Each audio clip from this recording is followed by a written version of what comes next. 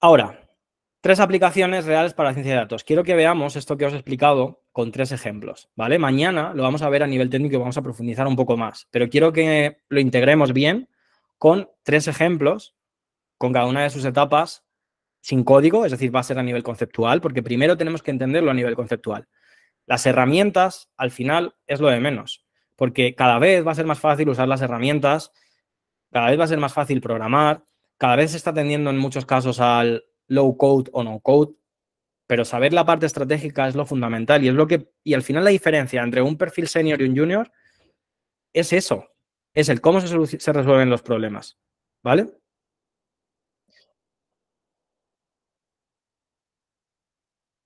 Sí, o sea, las clases las voy a pasar mañana la primera, el día siguiente la segunda, el día siguiente la tercera. Las 3 las tendréis cuando acabe el último día y las tendréis disponibles más o menos hasta el lunes que viene, ¿vale? Entonces, el fin de sí que lo dejaré para que las podáis revisar y demás, pero ya después, pues ya no las tendréis disponibles. ¿Vale? Y las diapositivas que por ahí, las slides que por ahí me habéis preguntado, en principio no las comparto, ¿vale? Ya veré si a lo mejor las comparto o comparto un mapa mental que utilizo mucho, que vienen cosas resumidas, ¿vale?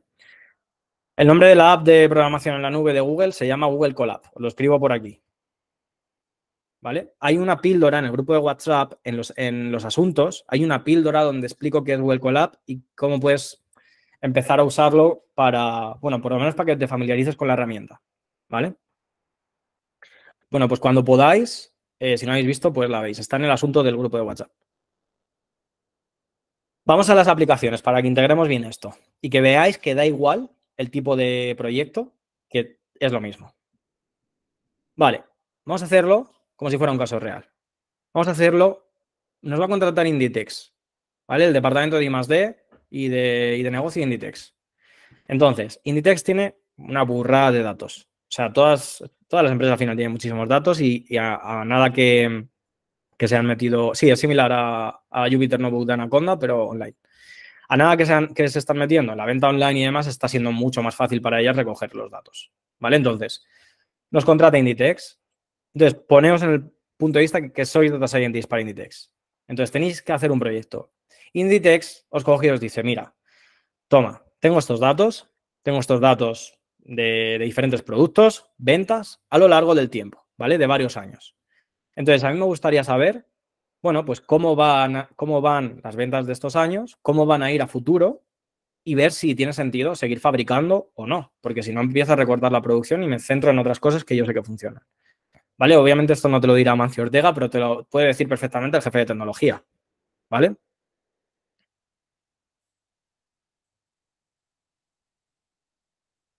Siguiente punto, tenemos los datos. En este caso, como estamos trabajando para Inditex, nos da los datos. Poned que ya o es un CSV o los hemos pasado pues, a una tabla, ¿vale?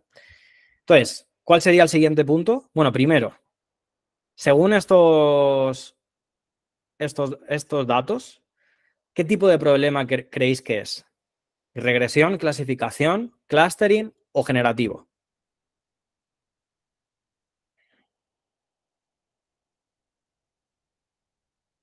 Un CSV es un tipo de archivo, como un Excel, o sea que es una tabla. Lo que pasa es que en el CSV lo que hace es que está más reducido porque está separado por comas.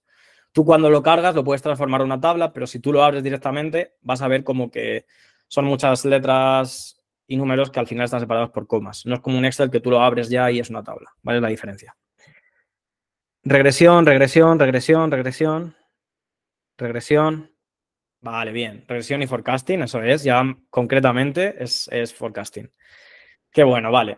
Esta es la primera etapa. Segunda etapa, no me voy a meter ya de qué cosas es, porque es verdad que algunos pues diréis, pues sí, pues una correlación, un tal, no me voy a meter tanto en eso, pero tendremos que analizar y limpiar los datos, ¿vale? En este caso, pues son datos de tiempo, tienen cosas especiales para los datos de tiempo, como series que son series temporales, pues como medias móviles, tendencias y demás. Pero bueno, podemos sacar gráficos así. Y podemos empezar a ver en este gráfico, por ejemplo, que esto es, por si no se ve muy bien, 2013, 2014, 2015, 2016, 2017, 2018.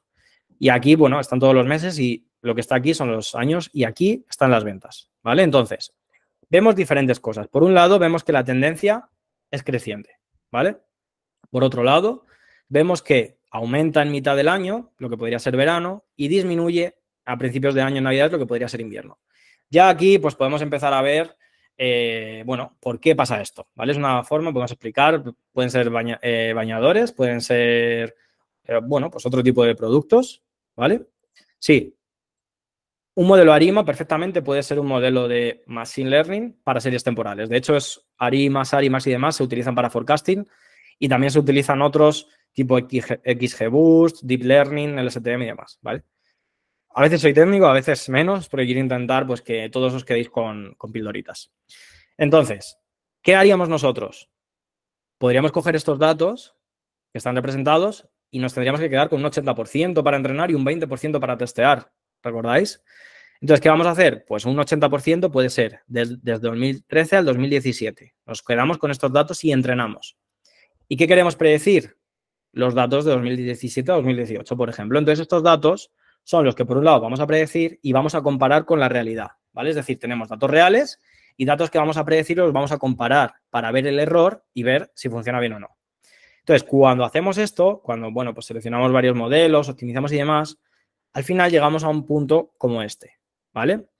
Y en este gráfico podemos ver de forma visual que el gráfico naranja, que es los datos que predice, se ajustan muy bien al gráfico azul, que son los datos reales, ¿vale? También hay métricas, bueno, pues métricas analíticas. No, XGBoost funciona para ambas. Métricas analíticas como el error medio, error cuadrático medio, raíz cuadrada del error cuadrático, R cuadrado y demás, que nos dan información sobre si ese modelo de regresión está bien. Y de forma visual, como lo estamos viendo, también puede ser una opción.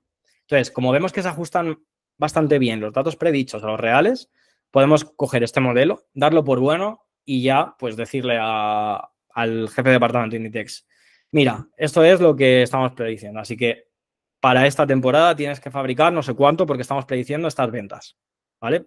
Entonces, ya es una opción. 80% entrenar, 20% testear, ¿vale? Se puede hacer también 90-10, se puede hacer también 70-30. Lo normal, sí, es un poco Pareto, 80-30. Es como lo que se suele utilizar, pero si usáis 30 y 70 o 90 y 10, también podría ser válido según el tamaño de los datos, ¿vale? Entonces es 80% para entrenar y 20% para testear o evaluar, es lo mismo, ¿vale?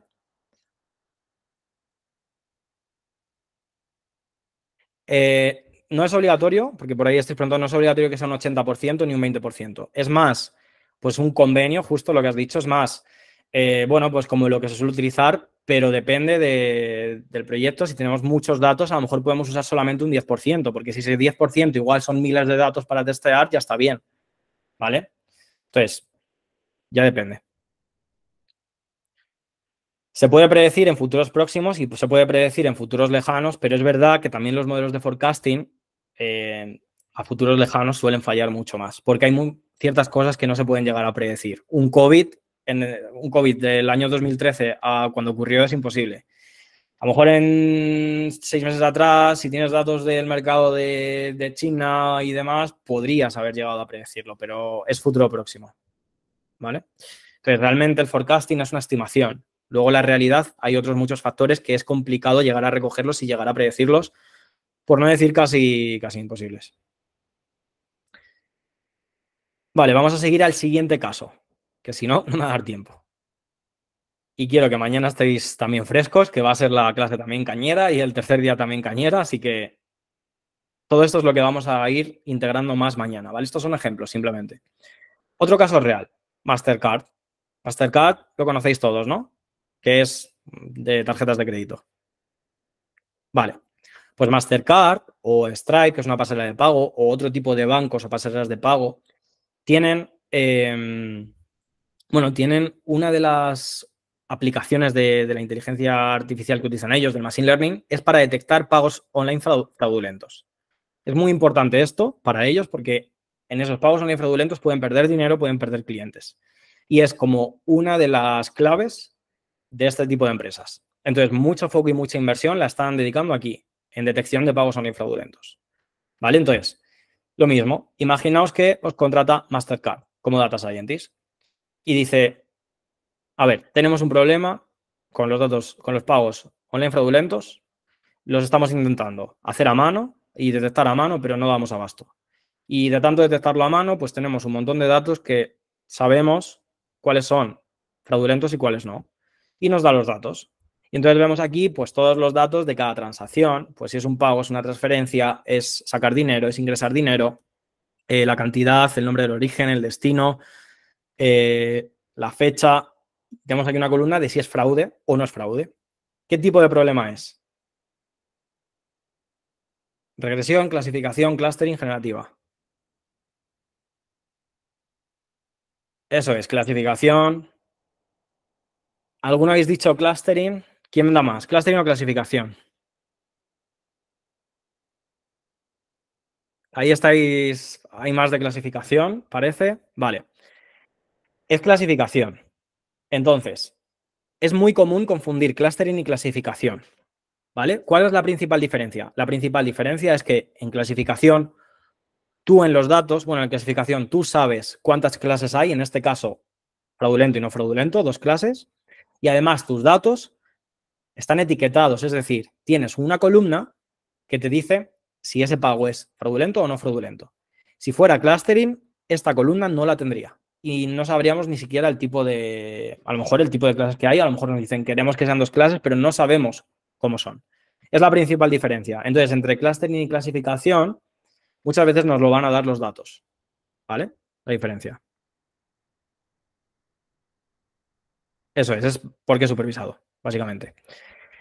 Después de tenemos los datos, coge Mastercard, bueno, Mastercard no, la persona que nos ha contratado y está jefe de proyecto y nos da los datos.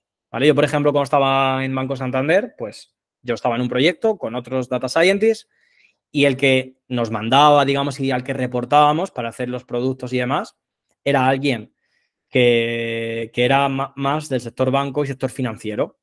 ¿Vale? Sabía de esa parte de finanzas y demás, tenía ciertos problemas y nosotros hacíamos soluciones basadas en datos en Machine Learning para ellos, para el banco, bueno, para los usuarios del banco, ¿vale? No para clientes. Nosotros era para los propios trabajadores del banco, para que pudieran tomar mejores decisiones, predecir y demás. Y entonces es como pueden llegar a funcionar algunas empresas, que una persona más de negocio te diga el producto, ¿vale? Otras, pues a lo mejor te lo va a decir también alguien técnico que va a estar por encima. En mi caso, pues estaba esa persona, pero también había pues alguien técnico que nos gestionaba a todos, ¿vale? A todo el equipo, pues con menos experiencia y los que teníamos más experiencia gestionábamos a otros con menos experiencia y así. Después de los datos, lo mismo, análisis y limpieza y procesamiento. Aquí, pues se pueden sacar varias cosas. Por ejemplo, ¿cuántas transacciones hay de cada tipo? Pues una gráfica así, ¿vale? De barras. Esto es, que ni lo veo, esto creo que es la cantidad. ¿En qué se centra la mayoría de o sea, la cantidad de los pagos? Pues aquí.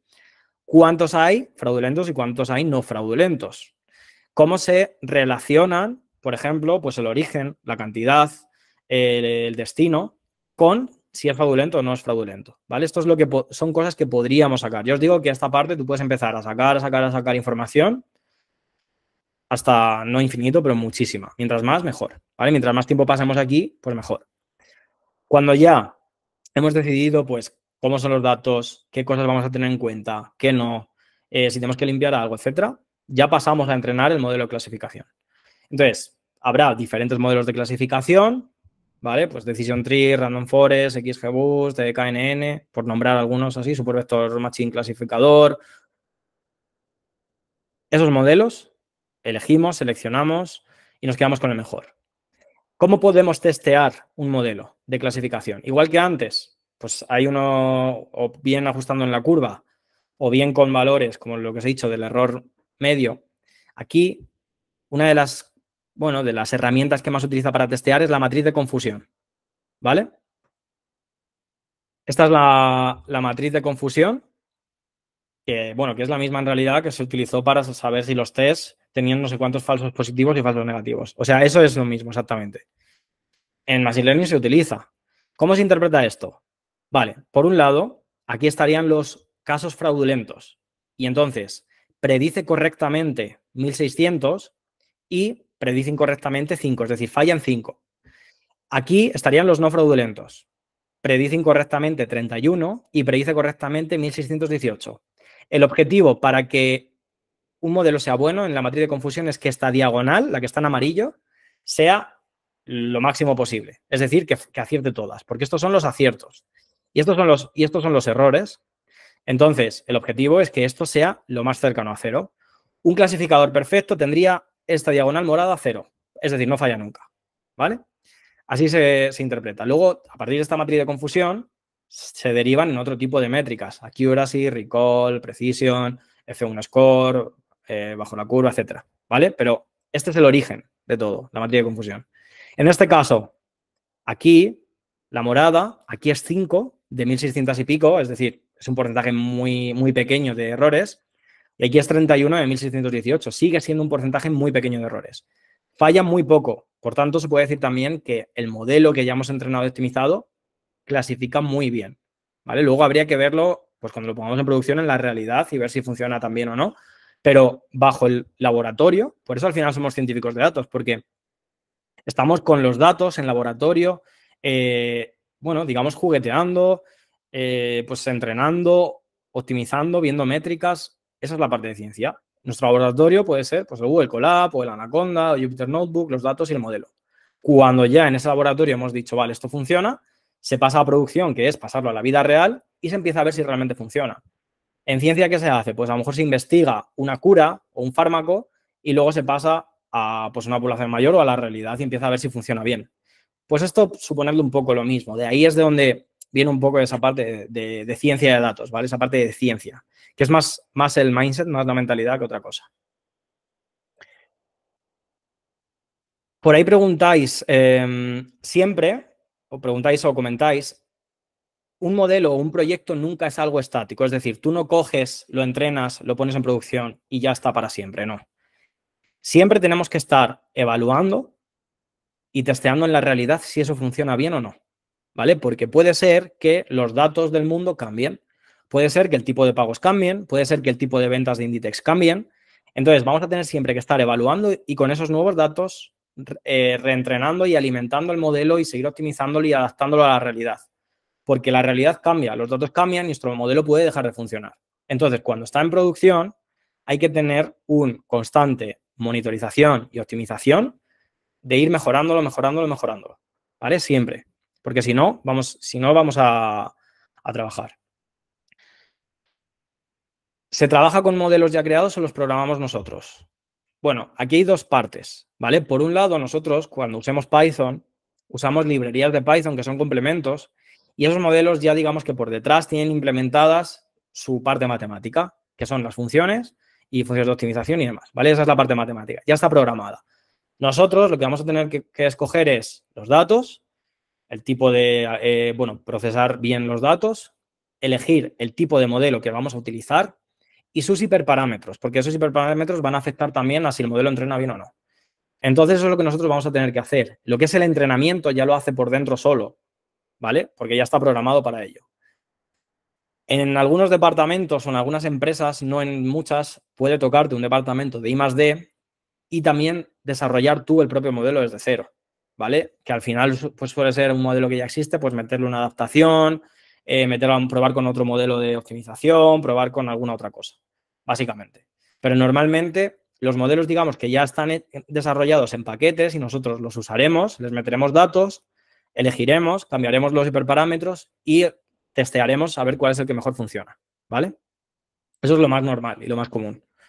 Pero puede ser que te toque desarrollar algo desde cero si es algo que esa empresa para la que trabajas o ese cliente, pues es algo muy customizado. Pero normalmente es mucho más rentable usar algo que existe y entrenarlo que hacer algo desde cero. Por ejemplo, hay por ahí, bueno, pues gente que a lo mejor se le mete en la cabeza crear un ChatGPT customizado, pero no coger ChatGPT o no coger Gemini, digamos, su modelo y reentrenarlo con tus datos, no, sino crear algo desde cero. Vale, habrá que ver con qué objetivo, habrá que ver qué empresas y habrá que ver si tiene sentido o no. Porque es complicado pues, mejorar a estas empresas grandes o mejorar a Mixtral, que por ejemplo es open source y demás. Entonces, lo normal es que se utilice algo que ya está desarrollado y nosotros lo usemos y lo entrenemos. ¿Vale? Esa es la función de un data scientist. Pero, bueno, también en doctorados puedes estar más en la parte de creación de nuevos modelos, ya depende de la rama, si está más en investigación o más en producto. Último caso, recomendación de películas de Netflix. En este caso tenemos en los datos el número de usuario y tenemos la puntuación media que le ha dado a películas de romance, la puntuación media que le da a películas de ciencia ficción y la puntuación media que le da a películas de acción. ¿Qué tipo de problema sería este? ¿Qué tipo de problema? Regresión, clasificación, clustering generativa.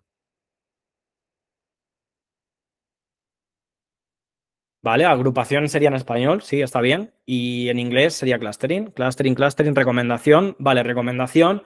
Una recomendación normalmente por detrás suele tener clustering.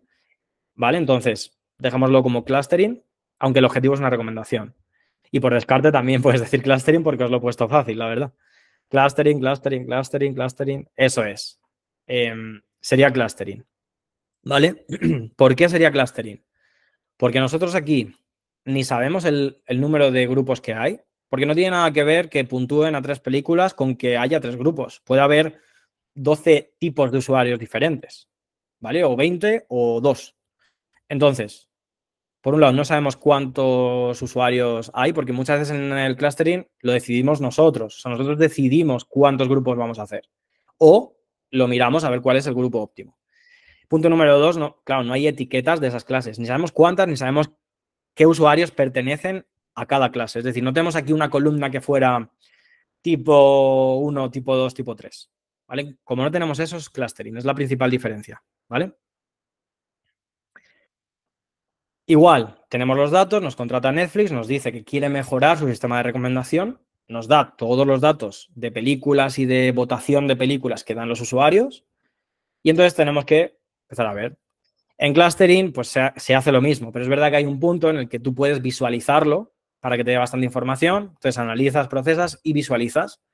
Y aquí pues puedes visualizar ciertos datos y, bueno, pues puedes ver que ya hay grupos de datos que están más juntos y otros que están más separados. Entonces, después de o decidir el número de grupos o de coger el modelo de clustering, por ejemplo, un K-means, y optimizar el número de clusters de grupos óptimo, pues sale, en este caso, que son 3 grupos. Pero ojo al dato, que sean, sí, eso es, modelos de similitud, concurrencia, todo eso es clustering, eso es. Normalmente, que más se utiliza es K-means, DBSCAN y demás, ¿vale?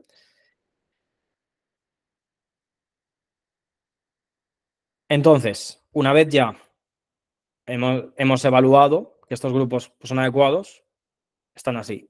Y lo que os iba a decir, no, que haya aquí 3 votaciones de que haya 3 grupos, puede ser casualidad. Es decir, no quiere decir que el grupo verde sea los que más les guste romance, el grupo azul los que más les guste. O sea, puede ser, pero puede no ser, quiero decir.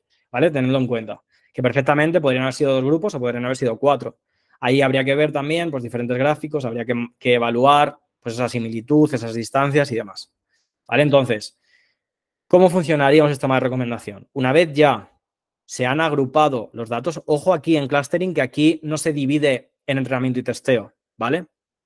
Es un poco la diferencia. Ni tampoco se divide entre características y etiquetas, es decir, en X e Y. Aquí cogemos todos los datos, entrenamos el modelo clustering y ya los agrupa. Y ya en base a eso podemos ver, bueno, pues cuántos puntos entran dentro de otros para encontrar el mejor número de clusters. ¿Vale? Es la diferencia y es el punto de vista aquí que hay que tener en cuenta. Que clustering es un poquito diferente.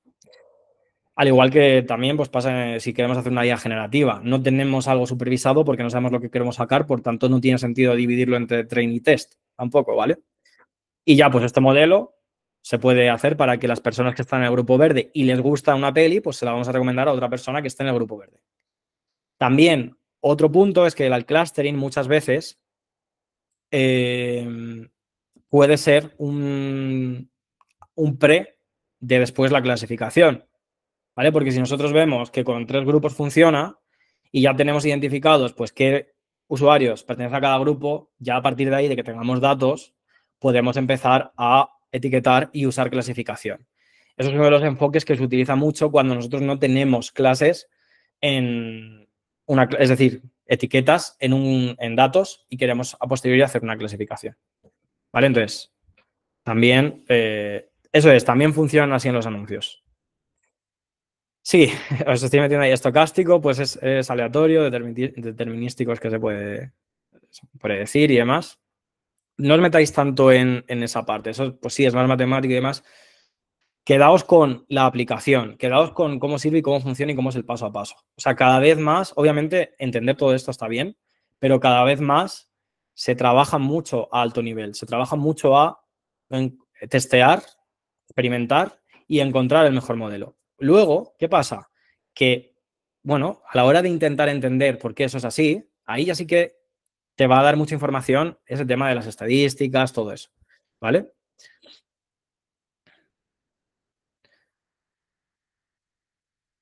Pero digamos que en la parte estocástica es otra, o sea, no lo mezcléis, ¿vale?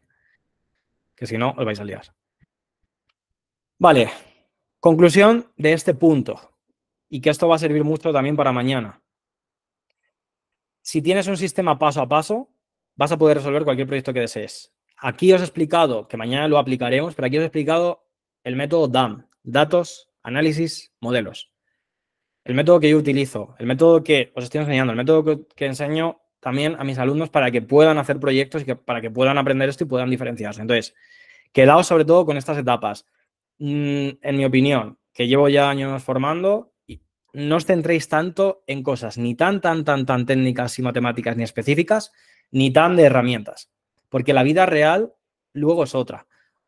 A los jefes o a los clientes, el hecho de que utilices una heurística o utilices un gradiente o utilices un modelo u otro, les da igual. Lo que quieren son resultados.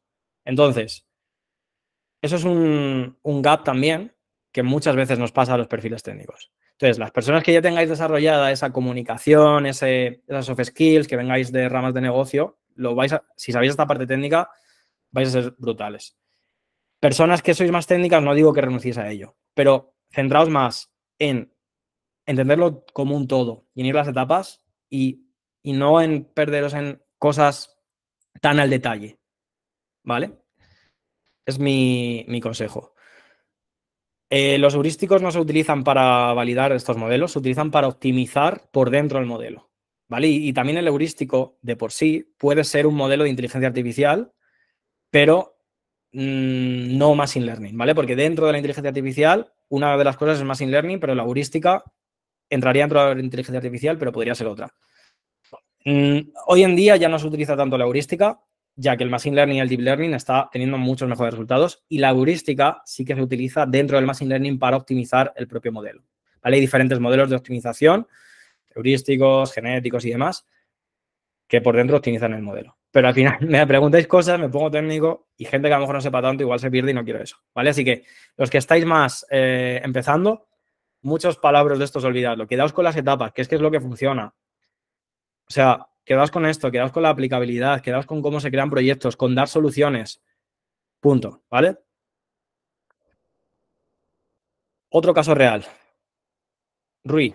Rui es del sector de logística, se dedica a una empresa de transporte de autobuses de Galicia y entonces él hizo un proyecto para predecir esa demanda de autobuses.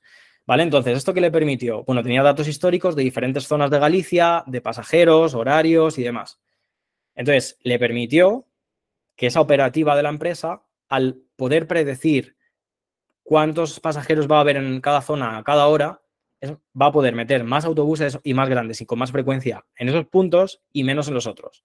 Este mismo sistema es el que utilizan Uber y Cabify para, para predecir cuántos conductores va a haber en ciertas zonas. Y lo que hacen para forzar esto es a los conductores les suben la tasa. Es decir, vale, vamos a predecir que en Sol o en donde sea va a haber a esta hora no sé cuántos, porque los datos lo dicen por lo que sea. Vale, pues si queremos que más conductores vayan allí, ellos lo que les hacen a los conductores es, vale, pues en esta ruta te vamos a pagar 2 euros más el kilómetro, por ejemplo.